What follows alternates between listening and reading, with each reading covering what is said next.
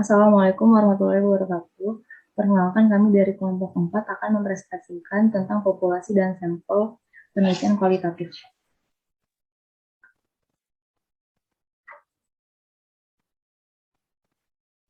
Populasi dalam penelitian kualitatif. Dalam penelitian kualitatif tidak menggunakan istilah populasi, tetapi oleh Spratly dinamakan social situation atau situasi sosial yang terdiri atas 3 elemen, yaitu tempat atau place, pelaku atau actors, dan aktivitas atau activity yang berinteraksi secara sinergis.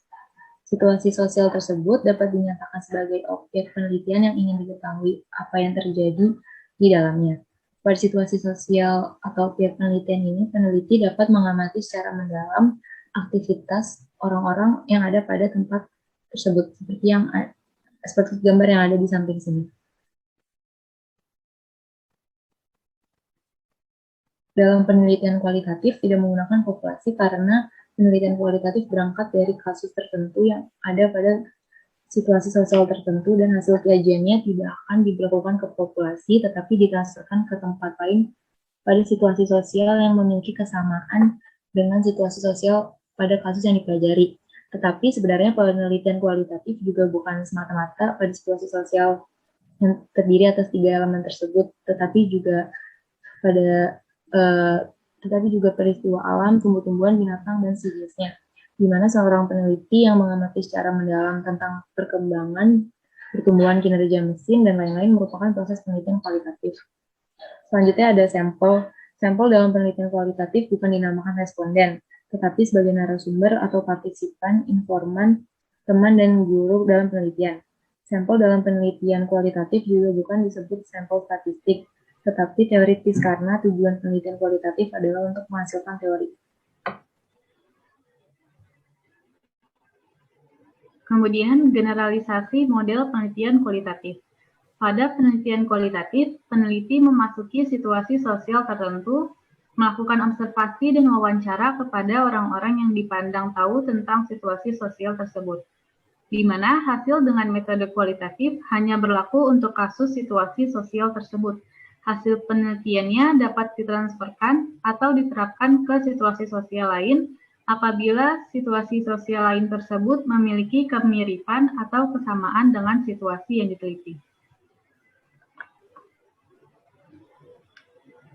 Berikut merupakan model generalisasi penelitian kualitatif, di mana hasil penelitian dengan metode kualitatif hanya berlaku untuk kasus sosial dan dapat ditransferkan atau diterapkan ke situasi sosial lain yang memiliki kemiripan atau kesamaan dengan situasi sosial yang diteliti. Kemudian ada teknik pengambilan sampel pada penelitian kualitatif.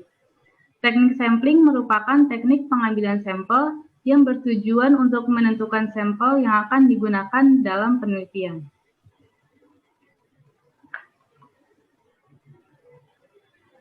Teknik sampling pada penelitian kualitatif dibagi menjadi 2, ada probability sampling dan juga non-probability sampling. Di mana probability sampling merupakan teknik pengambilan sampel yang memberikan peluang yang sama bagi setiap unsur atau anggota populasi untuk dipilih menjadi anggota sampel. Probability sampling tersendiri dibagi menjadi 4. Yang pertama itu ada simple and random sampling, kemudian ada proportionate stratified random sampling, kemudian disproportionate stratified random sampling, dan yang terakhir area atau cluster sampling. Non-probability sampling. Non-probability sampling adalah teknik pengambilan sampel yang tidak memberi peluang atau kesempatan sama bagi setiap unsur atau anggota populasi untuk dipilih menjadi sampel.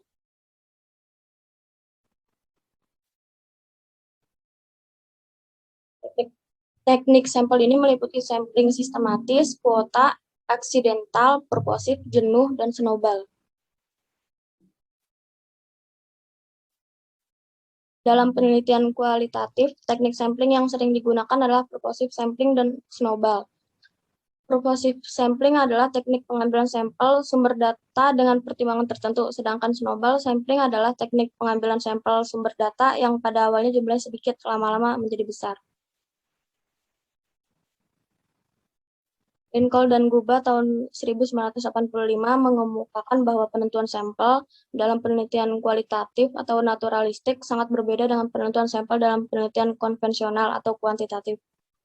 Penentuan sampel dalam penelitian kualitatif tidak didasarkan perhitungan statistik. Sampel yang dipilih berfungsi untuk mendapatkan informasi yang maksimum, bukan untuk digeneralisasikan. Ciri-ciri khusus sampel purposif menurut Lincoln dan Guba tahun 1985, 1. Emergent sampling design atau sementara, 2. Serial selection of sampling unit menggelinding seperti bola salju atau snowball, 3. Continuous adjustment of focusing of the sample atau disesuaikan dengan kebutuhan, 4. Selection to the point of redundancy atau dipilih sampai jenuh. Jadi, penentuan sampel dalam penelitian kualitatif dilakukan saat peneliti mulai memasuki lapangan dan selama penelitian berlangsung disebut emergent sampling design. Caranya yaitu peneliti memilih orang tertentu yang dipertimbangkan akan memberi data yang diperlukan. Selanjutnya, data atau informasi yang diperoleh dari sampel sebelumnya, itu peneliti dapat menetapkan sampel lainnya yang dipertimbangkan akan memberikan data lebih lengkap. Disebut serial selection of sample unit. Continuous adjustment of focusing of sample, unit sampel yang dipilih makin lama makin terarah sejalan dengan makin terarahnya fokus penelitian. Penentuan unit sampel dianggap telah memadai apabila telah sampai kepada taraf redundansi, datanya telah jenuh, ditambah sampel lagi tidak memberikan informasi yang baru.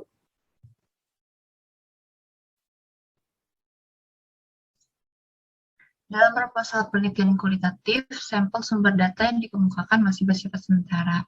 Namun, pembuat proposal perlu menyebutkan siapa yang memungkinkan akan digunakan sebagai sumber data. Misalnya, kalau misalkan mau meneliti gaya belajar anak jenius, kemungkinan sampel sumber datanya itu orang-orang yang anak jenius, keluarga, guru yang membimbing, atau kawan-kawan terdekatnya. Nah, ini penggambaran teknik pengambilan sampel bersifat purposif dan snowball. Jadi, A itu sebagai informan pertamanya. Kalau misalkan dari A itu datanya masih kurang, nanti A itu akan merekomendasikan B dan C. Nah, kalau misalkan B dan C juga masih kurang datanya, nanti mereka akan merekomendasikan orang-orang lain sampai di titik J di mana datanya sudah jenuh. Sampel sebagai sumber data atau informan sebaiknya yang memenuhi kriteria berikut. 1. Mereka yang menguasai atau memahami sesuatu melalui proses enkulturasi, sehingga sesuatu itu bukan sekedar diketahui, tetapi juga dihayati. 2. Mereka yang tergolong masih sedang berkecimpung atau terlibat pada kegiatan yang tengah diteliti. 3. Mereka yang mempunyai waktu yang memadai untuk dimintai informasi. 4. Mereka yang tidak cenderung menyampaikan informasi hasil kemasannya sendiri. 5. Mereka yang pada mulanya tergolong cukup asing dengan peneliti sehingga lebih menggairah untuk dijadikan semacam guru atau narasumber. Penambahan sampel dihentikan ketika data sudah jenuh. Dari berbagai informan, baik lama maupun baru, tidak memberikan data baru lagi. Bila pemilihan sampel atau informan benar-benar jatuh pada subjek yang menguasai isu yang diteliti atau objeknya, maka merupakan keuntungan bagi peneliti, karena nggak perlu lagi sampel, jadi penelitiannya cepat selesai.